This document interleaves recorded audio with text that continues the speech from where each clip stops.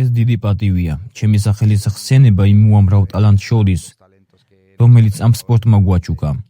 და ამ სიახლის გაგება მართლაც ძალიან გამიხარდა. აქედანვე მინდა მადლობა გადაუხადო მარკას და მთელ გუნდს ამ პატივისთვის.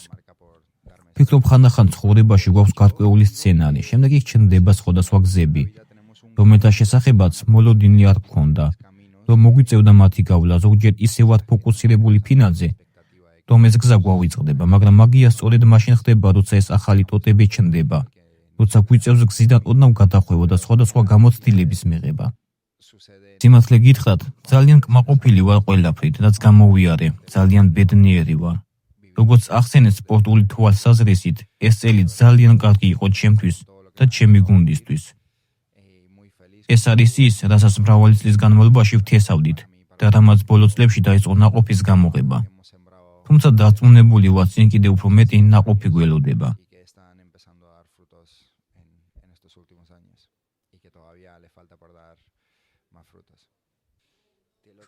ყველაზე მეტად იმით ვამაყობ, როცა ბავშვები მოდიან ჩემთან, აღბრთოვანებული თვალებით მიყურებენ და მეუბნებიან, რომ უნდა ჩემნაირები იყვნენ. მაშინ ვგრძნობ ნამდვილ სიამაყეს და მადლიერებას. ნაწილობრივ ეს ყოველთვის იყო ჩემი მიზანი. მამა ჩემი მუდამ მეუბნებოდა, რომ სხვების შთაგონების ერთადერთი გზა საკუთარი მაგალითის ჩვენებაა. ძალიან მიხარია, რომ შემიძლია ვიყო მაგალითი როგორც ახალი თაობებისთვის, ისე უკვე არსებული თაობისთვისაც.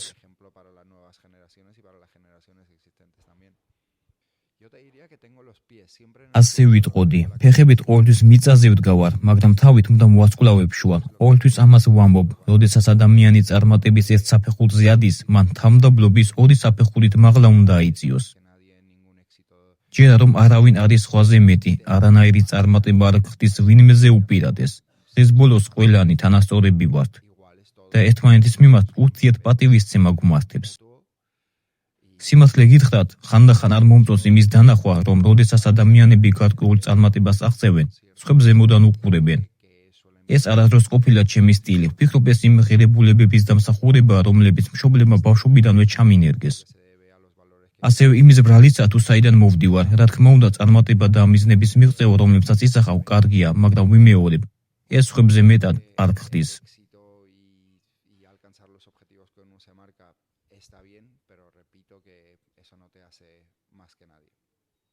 ჩემთვის საიდუმლო იმაში, რომ მე ყოველთვის შემიძლია მხოლოდ ჩემს გამოცდილებაზე და იმ განცდებაზე გესაუბროთ, რაც თავად გამოვიარე. მე ასე ვცხოვრობ, როცა ჩემი სული მშვიდად და მაშინ შემიძლია ვიყო ფოკუსირებული გონებრივად, ფიზიკურად და სულიერად. დიახ, გზად ბევრი ცდოდება ჩნდება, ბევრი ხმა ისმის ირგვლივ, ხალხმა შეიძლება დაგიწყოს კრიტიკა ან განსჯა ისე, რომ რეალურად ჩვენზე არაფერი იცოდნენ. ზოგჯერ ხვდები ისეთ სტატიებს, რომლებშიც სიმართლის ნატამალიც კი არ არის. ხალხი კომენტარებს წერს, მე კი ვამბობ, მაგრამ ეს ხომ საერთოდ არ მეხება. ეს ცხოვრებაში არ მithქვამს, ან საერთოდ არასდროს მოქცეულ ვარ ასე. მაგრამ საბოლოო ჯამში, ესეც ჩვენი სამუშაოს ნაწილია, ამ რეალობის მიღება. ადრე როცა უფრო ახალგაზრდა ვიყავი, ამის მიღება მიჭირდა, მაგრამ ამდენი წლის შემდეგ უკვე კარგად გავიწაფე და გამოცდილებას დამიგროვდა.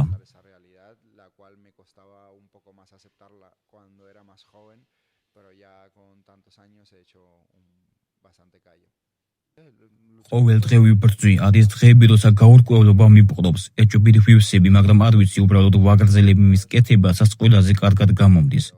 ეს არის მუშაობა. მუშაობა და ფოკუსირება იმაზე, რომ ვიყო იმაზე უკეთესი, ვიდრე გუშინ ვიყავი. მოგატყუებთ, რომ გითხრათ, თითქოს ჩემს ცხოვრებაში არ არის მომენტები, როცა ეს ეჭვები და შინაგანი დიალოგები მაქვს. ვფიქრობ, ყველა ადამიანს აქვს ეს, მაგრამ საბოლოო ჯამში ესაა ცხოვრება.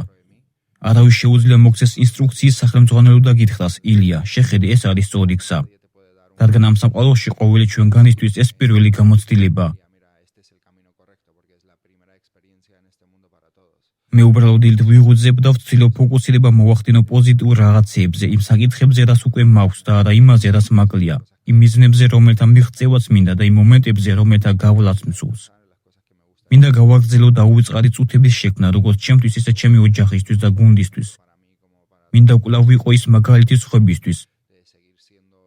აი ეს არის ყველაფერი, რის გაკეთებასაც ვცდილობ.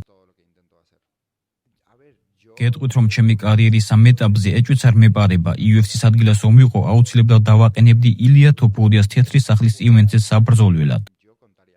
მაგრამ როგორც გითხარით, არასდროს მიყვას ვინმეზე ზეწოლის მოხდენა. ყოველთვის მისჩევნია ხალხმა ის აკეთოს, რაც საუკეთესოა მათთვის, მათი კომპანიისთვის ან მათი პიროვნებისთვის.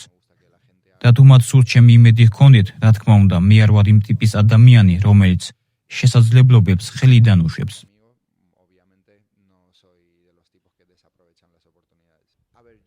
ფიქრობ, ეს ბევრი ისეთ სპორტსმენს ემართება, რომელთაც ყველანი ვიცნობთ, მაგალითად ასე დაგვემართა რაფაელ ნადალთან დაკავშირებით. არასდროს გვინდოდა მისი წასვლა, მაგრამ დგება მომენტი, როცა ამის გაკეთება უწევს. ხვდებით? მესმის რომ ბევრი ადამიანია, ვისაც არ უნდა რომ ოდესმე პენსიაზე გავიდე, ვისაც უნდა რომ მუდმივად შეეძლოს შაბათ საღამოს ტელევიზორთან დაჯდობა, ან სადმე გამგზავრება ჩემი ბრძოლის სანახავად. მაგრამ საბოლოო ჯამში ვფიქრობ, რომ სპორტში ყველას გვაქვს ვარგისიანობის ვადა და ჩემი დროს უეჭველად მოვა. არ იფიქროთ, რომ ეს მასტივია, ხანდახან ვფიქრობ ხოლმე იმაზე, თუ როგორი იქნება ჩემი ცხოვრება, როცა სპორტიდან წავალ. როცა აღარ მექნება ეს რუტინა, რომელსაც შეჩვეული ვარ, მას შემდეგ რაც თავი მახსოვს, გაღვიძება, ვარჯიში, დიეტა. მართალია მთელი ცხოვრება სპორტს მივანიჭებ პრიორიტეტს და ყოველთვის ვიზრუნებ ჩემს სხეულსა და ჯანმრთელობაზე, მაგრამ ეს აღარ იქნება იგივე. ეს აღარ იქნება საკუთარი თავის გადასასწრებად, რეკორდების მოსახსენად ან ბარიერების დასამსხვრევად. სხვა ფოკუსი მექნება, ასე რომ ეს საინტერესოა. ცდილობ მხარდაჭერა ჩემს იმ მეგობრებში ვიპოვო, რომლებიც უკვე წავიდნენ სპორტიდან ან წასვლასთან ახლოს არიან. სიმართლე გითხრათ, ეს მართლაც საინტერესო თემაა საუბრისთვის.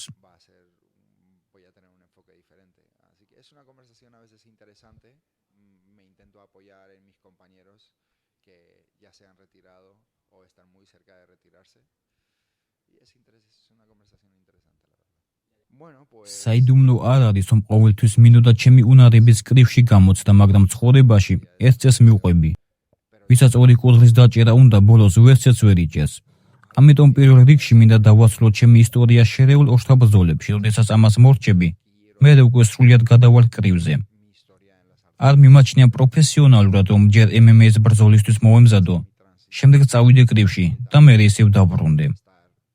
კრივს სჭირდება სრულიად სხვაგვარი ფოკუსი და ძალიან განსხვავებული ვარჯიშები, რომლებთანაც ადაპტაცია მომიწევს. რა თქმა უნდა, დროც სხვა სჭირდება და გარემოც კი განსხვავებულია. ეს ხომ ოქტაგონია რა, ეს რინგია. ამ ყველაფერს შეგუება სჭირდება, რაც დროს მოითხოვს, როგორც ყველაფერი ცხოვრებაში.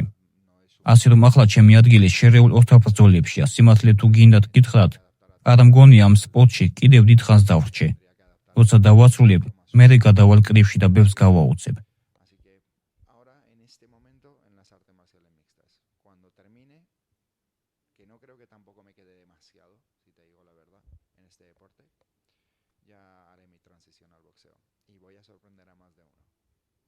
ყოველთვის ვფიქრობ ბერნაბეუზე. ბერნაბეუ ჩემი ერთ-ერთი ოცნებაა. მინდა რომ ეს დღეს UFC ესპანეთში ჩამოვიდეს. ვფიქრობ ეს მომავალ წელს მოხდება. ბერნაბეუზე ბრძოლა ჩემი ერთ-ერთი მთავარი მიზანია. ჩემთვის სულიერტია, ვინ იქნება მეტოქე და სულიერტია, რომელ წონით კატეგორიაში ვიბრძოლებ. რომელშიც მოინდომებენ, იქ ვიჩხუბებ.